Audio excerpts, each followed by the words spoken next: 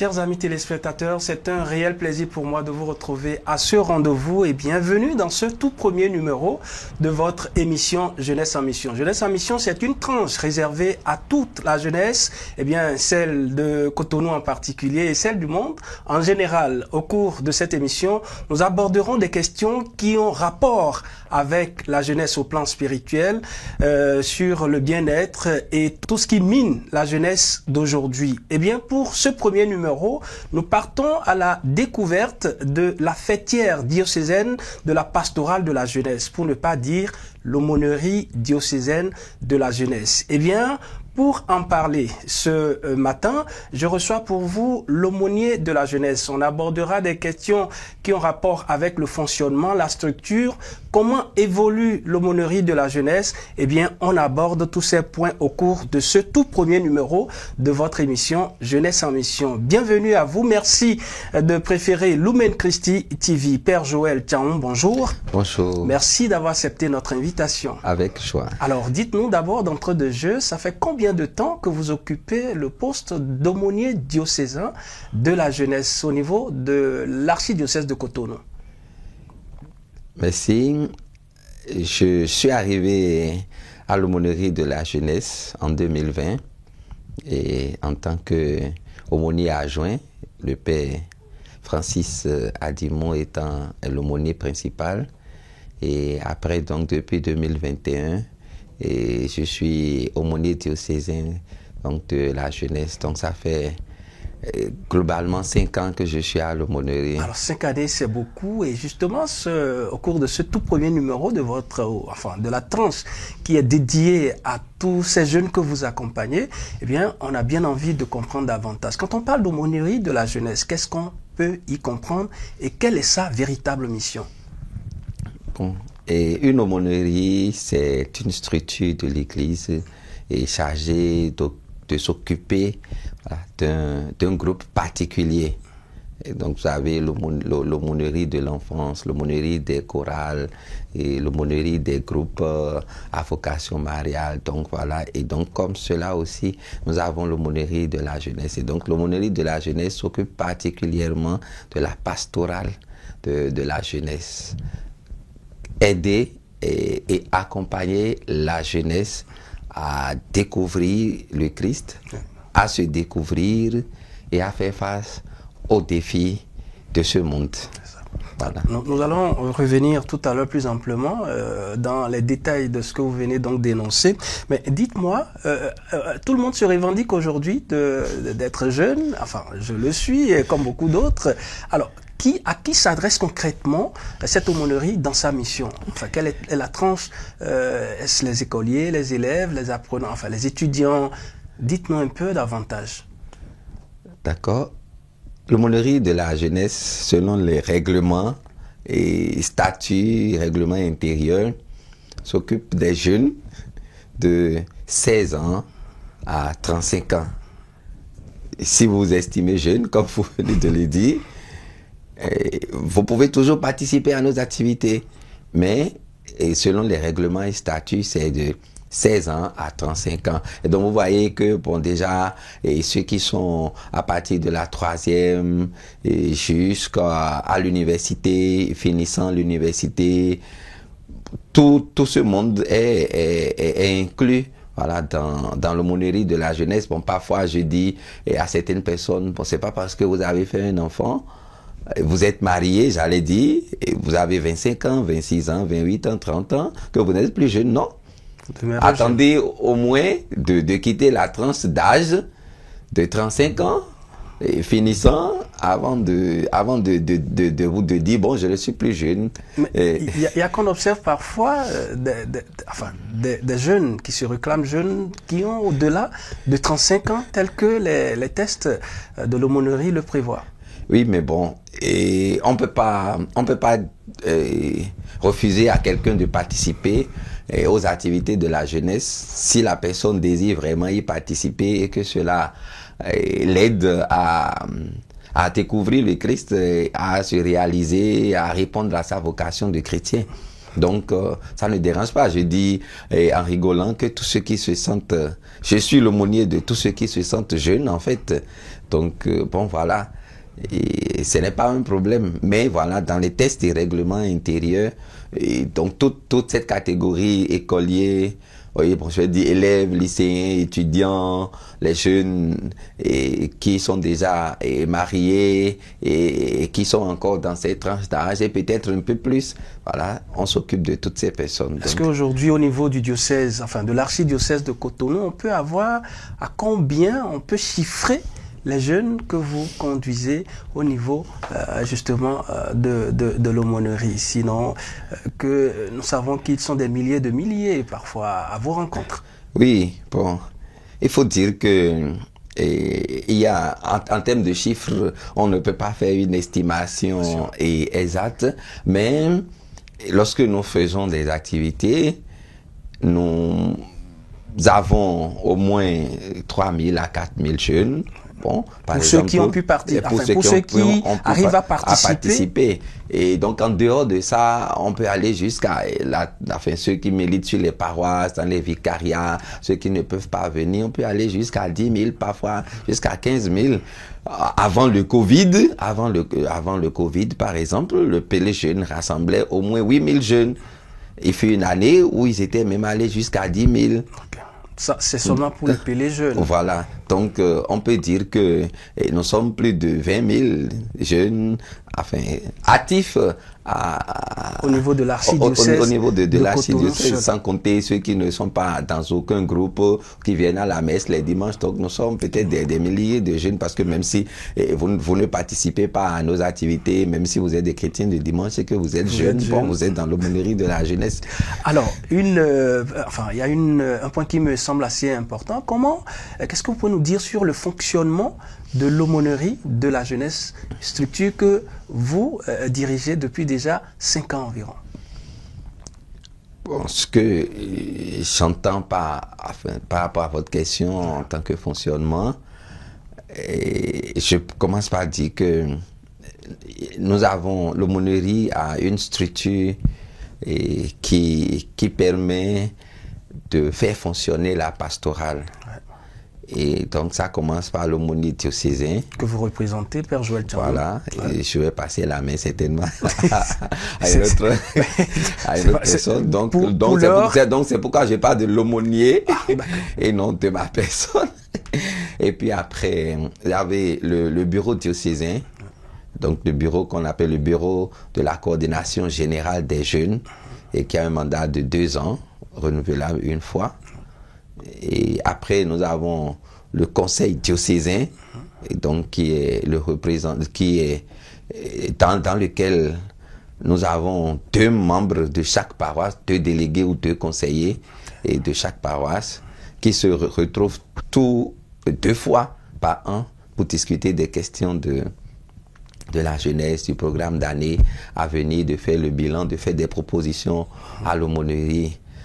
Si nous descendons, nous entrons dans les vicariats. Il y a donc l'aumônier vicariat, donc l'aumônier du vicarial, avec le bureau vicarial de la jeunesse. En dehors, si vous permettez, en dehors de l'aumônier diocésain au niveau des vicariats, l'aumônier diocésain a un peu comme des représentants c'est ça. Au niveau des vicariats et au niveau des paroisses. Donc après les bureaux, dans les vicariats, il y a l'aumônier paroissial et les bureaux de coordination paroissiale des jeunes. Donc, on pourrait dire, bon, ça monte, enfin, ça descend de l'aumônerie, il fait les paroisses, mais aussi ça quitte les paroisses vers l'aumônerie diocésaine, puisque les conseillers paroissiaux viennent dire au diocèse comment ça fonctionne là-bas et quelles sont les propositions ou quels sont les défis auxquels on peut aider les jeunes à répondre aujourd'hui. Voilà un peu le fonctionnement structurel. Et l'aumônerie fonctionne donc aussi et par des activités et que certainement nous allons y revenir. Donc les Parlons activités. Justement des activités, comment se déroule concrètement une rencontre, je suppose, au niveau de l'aumônerie de la jeunesse? Bon, nous avons plusieurs types de rencontres. et plusieurs types de rencontres qui sont inscrits dans le programme d'année. Bon, par exemple, si je prends les activités, une activité qu'on appelle bon voilà, on appelle ça activité de grand rassemblement. Ouais. Et les journées mondiales des jeunes et le pèlerinage sont des activités de grand rassemblement. Bon, habituellement, le pèlerinage des jeunes dure 3 jours. Oui, 3 jours, vendredi, samedi et dimanche. Et donc, par exemple, quand je prends le Pélé, nous avons, donc, les jeunes arrivent le vendredi soir, nous faisons la messe d'accueil, et toute la nuit, adoration par vicariat, avec confession toute la nuit. Le samedi matin, nous disons la messe, et nous faisons le chapelet le matin, et puis une conférence ou un panel, et puis après, le chemin de croix, nous faisons encore la confession qui est précédée d'une célébration pénitentielle, et à la fin de la confession, nous faisons la procession mariale au flambeau, qui est une activité très très importante au pèlerinage. Si on ne fait pas ça au Pélé jeune, c'est que le Pélé n'a pas eu lieu. Voilà, donc c'est une activité très importante pour les jeunes. Et puis après, dans la soirée, nous faisons une soirée culturelle, des activités culturelles et artistiques. Et le lendemain, nous disons la messe de clôture et on s'en va. Par exemple, voilà. Bon, les IMJ d'une journée, un dimanche, mais par exemple, nous demandons dans les vicariats de faire précisément des activités. Par exemple, le vendredi, une adoration, une soirée de prière, j'allais dire, pour les jeunes, soirée de prière, et puis le samedi, une activité culturelle. Dans la matinée de ce samedi, nous proposons par exemple aux jeunes de faire du nettoyage et de rendre l'environnement propre. Donc la soirée, l'activité culturelle, le dimanche, nous nous rassemblons tous dans un endroit là pour suivre une conférence, dire la messe et puis se réjouir jusqu'au soir. Voilà, les 2 grandes activités de rassemblement. Après, nous avons les activités de formation. Nous avons les activités de formation, par exemple l'école de foi, voilà, qui s'annonce bientôt, l'école de foi qui dit 10 jours. Voilà, donc c'est un temps de formation à la vie, à la foi, aux défis, comme on le dit, n'oubliez pas. Aujourd'hui, l'aumônerie de la jeunesse table sur les défis de ce monde les défis de l'Église auxquels les jeunes doivent faire face. Donc c'est très important. Il y a tellement de choses à dire à ce sujet, puisque au-delà, enfin, vous venez de parler du pèlerinage et des journées mondiales de la jeunesse, ce qu'il y a la catéchèse, il y a beaucoup d'autres activités que vous menez dans ce sens. Oui. Et dont l'organisation n'est pas toujours la même, à mon avis. Non. Bon, par exemple, si nous prenons la catéchèse, c'est Monseigneur Monseigneur l'archevêque qui vient donner la catéchèse la plupart du temps. Et donc ça se fait par vicariat ou par vicariat regroupé. Donc les jeunes d'un ou 2 ou 3 vicariats se regroupent et ils suivent une conférence, un enseignement ou une catéchèse, ils suivent la catéchèse de Monseigneur, et puis après ils posent les questions de compréhension et pour approfondir la foi et tel ou tel aspect de la vie chrétienne, et puis à la fin on dit la messe pour clôturer. Alors, il y a quand même qu'au cours de ces rencontres, vous recevez beaucoup de jeunes, enfin, que ce soit au cours de ces genres de rencontres ou personnellement, vous recevez beaucoup de jeunes qui s'interrogent ou qui viennent vous poser des problèmes, des situations auxquelles la jeunesse fait face de plus en plus. Comment vous percevez quand même cette attitude des jeunes que vous dirigez, si je peux... Le monde dans lequel nous sommes évolue très vite. Et la jeunesse, nous aussi, en tant qu'adultes, parfois nous avons l'impression d'être perdus en fait. On pourrait dire que personne n'échappe à l'évolution vertigineuse de ce monde, de notre temps. Et lorsque nous rencontrons, en fait, dans les activités ou dans les rencontres que nous faisons, les écoutes personnelles que nous faisons, il y a un certain nombre de choses auxquels les jeunes sont confrontés. Vous pouvez partager un peu avec nous en quelques 2 ou 3 points? Oui, la première chose ou bien la première situation auxquelles les jeunes sont confrontés aujourd'hui dans le monde dans lequel nous sommes, c'est cette multitude de voix qui s'élèvent pour soi-disant les orienter et dans tel ou tel sens. Alors ils sont perdus.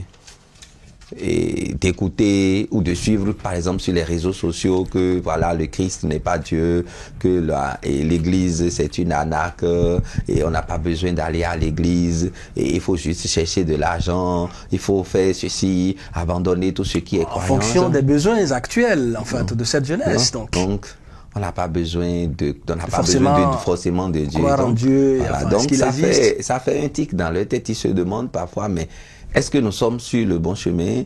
Est-ce que vraiment on nous dit la vérité? Et est-ce qu'on ne nous ment pas?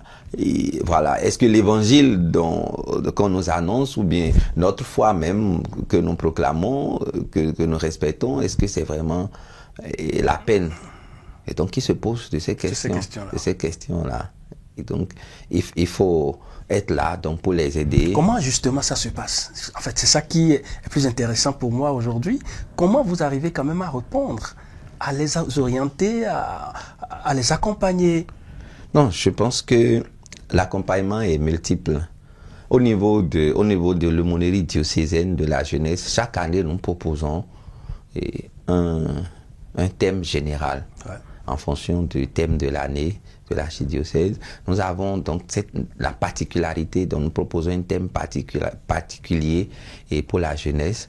Et dès la rentrée, ce thème-là est exposé à tous les jeunes. Et donc nous demandons, comme je l'ai dit, aux aumôniers dans les vicariats, aux aumôniers dans les paroisses, de monnayer et de multiplier et les rencontres pour que les jeunes soient au courant de la vérité, de la réalité, de la foi. C'est ça. En dehors de ça, nous avons donc ces rencontres dont je vous ai parlé, ouais. Et ces rencontres diocésaines où voilà, les jeunes sont écoutés, ils écoutent des conférences et ils sont écoutés aussi en confession ou en écoute personnelle s'ils ont des difficultés. Et voilà. Il y a aussi que à l'aumônerie de la jeunesse, nous avons les groupes que nous appelons groupes ou associations, communautés, que nous appelons des groupes constitués. Et il y a beaucoup de jeunes qui sont dans ces groupes que nous accompagnons. Et donc, pratiquement chaque dimanche, il y a un groupe qui organise une rencontre de formation, de recollection, d'accompagnement. Et donc, nous sommes là pour chaque groupe pour les accompagner et toute une journée. Et ça commence souvent à 8h et ça finit vers 16h, 17h ou à 15h comme ça. Donc à chaque journée, nous sommes là pour donner une conférence ou inviter une personne ressource pour donner une conférence et après dire la messe avec eux, rester avec eux pour écouter quelques-uns qui ont des difficultés. Pour les maintenir en fait debout dans leur foi et dans l'évolution. Voilà. Vous avez parlé tantôt à la rentrée, est-ce qu'au niveau de l'aumônerie, il y a une rentrée qui s'effectue au cours de laquelle les thèmes de l'année sont livrés aux jeunes. Qu'est-ce qu'il en est concrètement? Oui, et chaque année, nous effectuons une rentrée. Et notre sainte patronne, c'est Thérèse de l'Enfant Jésus. Thérèse de l'Enfant Jésus. Et donc, notre rentrée s'effectue entre le 1er octobre et le 15 octobre par là. Et donc, à la rentrée, nous invitons toutes les paroisses, tous les responsables, tous les aumôniers paroissiaux sont présents. On choisit un lieu où on déroule le thème de l'année avec toutes les attentes et que cela comporte pour l'aumônerie et pour les jeunes. Et c'est sur ces attentes-là que voilà, les jeunes repartent pour aller faire leur programme d'année, puisque à la rentrée, l'aumônerie diocésaine donne son programme d'année, les programmes de rencontre.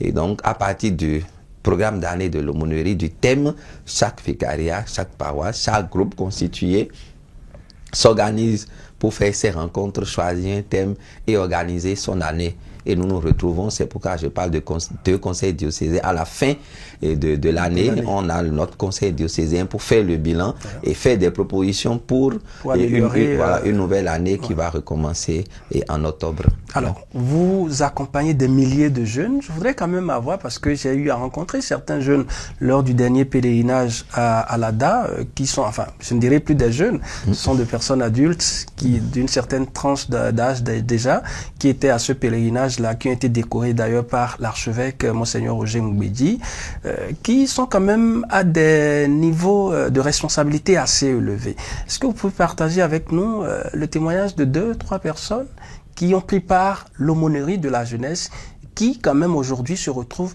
à ces postes-là, pour faire comprendre un peu à ces jeunes qui hésitent, qui doutent, qui se disent, mais est-ce que réellement, par ce canal, je peux aussi arriver à m'en sortir, atteindre un certain niveau donné? Puisque vous avez évoqué la question entre-temps, les doutes, les hésitations qui sont dues en fait aux réalités actuelles que nous vivons.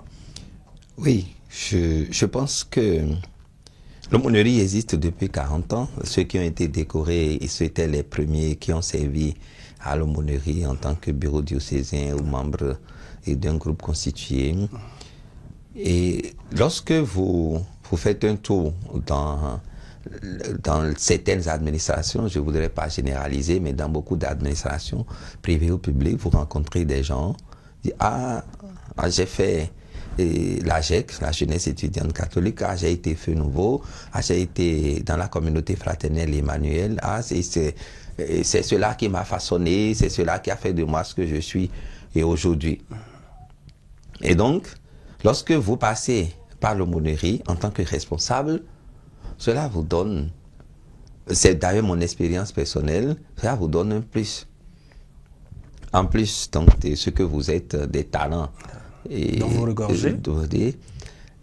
La foi que vous avez reçue, que vous avez proclamée, les postes de responsabilité que vous avez occupés dignement et sérieusement. C'est important, dignement et sérieusement. Et sérieusement, vous donne, j'allais dire, une certaine aptitude à affronter les événements de la vie, à occuper tel ou tel poste. Si vous avez vraiment travaillé à l'aumônerie de la jeunesse, ou si vous avez occupé des postes de responsabilité dans des mouvements, j'allais dire, et coordination, vous avez une habileté à faire les choses. Et ça vous rend apte à faire beaucoup de choses, à faire beaucoup d'autres choses, voilà, plus facilement. Et ça vous donne de garder la foi au milieu des sollicitations multiples à droite, à gauche. Ça vous permet de maintenir de maintenir les caps et malgré tout. Et donc c'est très très important et de dire aux jeunes aujourd'hui, à leurs parents, parce que bon, il y a des parents qui disent oui, bon, on n'a pas de temps, il faut aller à l'école, bon, qu'est-ce que ça vous gagne, qu'est-ce que vous gagnez d'entrer de militer dans un mouvement. Bon, peut-être que les gens n'y comprennent rien, mais la réalité c'est que ça vous aide beaucoup à vous démarquer et des autres en fait. Alors, chers amis téléspectateurs, pour vous qui nous suivez, nous recevons pour vous au cours de cette émission l'aumônier de la jeunesse au niveau du diocèse de Cotonou. Alors, Père Joël Tiaou, dites-nous quels sont les liens que vous avez en quelques mots avec les autres associations paroissiales. Vous avez parlé tantôt de la GEC, de Feu Nouveau. Quels sont les liens que vous entretenez avec ces mouvements paroissiaux? Oui, comme je le disais, et ces groupes dont vous venez de parler sont en fait des mouvements diocésains, c'est-à-dire gérés directement par l'aumônerie de la jeunesse. Donc les Feux Nouveaux, l'aumônier diocésain de la jeunesse, c'est l'aumônier des Feux Nouveaux, de la GEC, de la JOC, JOC c'est la jeunesse ouvrière catholique, des renouveaux jeunes, des scouts catholiques, des guides et Jeannettes et beaucoup d'autres groupes de jeunes, voilà. Et nous accompagnons, comme je l'ai dit, ces groupes dans leur programme d'année. Et quand ils ont une activité, on les accompagne et à l'endroit, on reste avec eux. Par exemple, les Feux Nouveaux qui ont un camp annuel de mission. Nous recherchons le lieu avec eux. Nous restons avec eux quelques jours ou tout le temps du camp. Ça dépend de C'est un camp qui dure une semaine, oui, il faut le rappeler. Oui, voilà, une semaine. Et donc, le lien particulier que nous entretenons avec, je peux dire que c'est pour les aider à grandir et à s'épanouir. Vous voyez, en fait, nous sommes dans un monde qui devient de plus en plus, enfin, et qui veut rejeter Dieu, en fait. Qu'est-ce que vous voulez dire concrètement par dans un monde qui veut rejeter Dieu? En fait, vous voyez, les gens préfèrent, par exemple, aller à la plage un dimanche après-midi, les jeunes, plutôt que de venir à la communauté Feu Nouveau à 15h. Ils préfèrent un samedi soir aller à une invitation et s'éclater ou à jouer au foot ou au basket plutôt que d'être à la rencontre de la jeunesse étudiante catholique. C'est pour la distraction. Enfin, non, il y a un temps pour chaque chose. En fait, le temps de la distraction hérite le temps qu'on donne à Dieu, ne serait-ce que, je sais pas, 1h30 par semaine, n'empêche pas la distraction. Donc, dans ce monde, aujourd'hui, nos mouvements ont du mal à exister. Même si les communautés, les mouvements, les associations de jeunes tiennent, ils se battent, les responsables se battent pour que le mouvement, les mouvements tiennent. Il faut dire que l'engagement de la jeunesse diminue. L'engagement de la jeunesse diminue. Ouais. Je dis, ça, c'est dû à beaucoup de facteurs. Vous voyez, quand j'habite au collège au Piège, je vous dis ces choses-là pour que ceux qui nous entendent puissent comprendre le nombre de jeunes qui viennent jouer au basket, au football, au volley, au hand, le samedi et le dimanche, sans exagérer, dépasse largement le nombre qui sont dans les groupes. Enfin, j'exagère peut-être, mais c'est la vérité. Et je dis aux responsables, mais il faut venir les évangéliser. Je crois qu'on aura quand même, c'est un rendez-vous hebdomadaire, on aura quand même une autre tranche pour revenir plus amplement sur ces questions que vous évoquez. Père Joël Tiaon, nous sommes pratiquement à la fin de cette émission. Vous avez un mot à l'endroit de toute cette jeunesse que vous coordonnez, en quelques mots. Oui, je pense que l'Église compte beaucoup sur la jeunesse, la société, le monde compte beaucoup sur la jeunesse, mais une jeunesse, ça se construit en fait. Et donc, je demande à tous les jeunes chrétiens, aux parents aussi, donc je demande aux parents d'aider les jeunes à se construire et aux jeunes de se laisser guider par le Seigneur.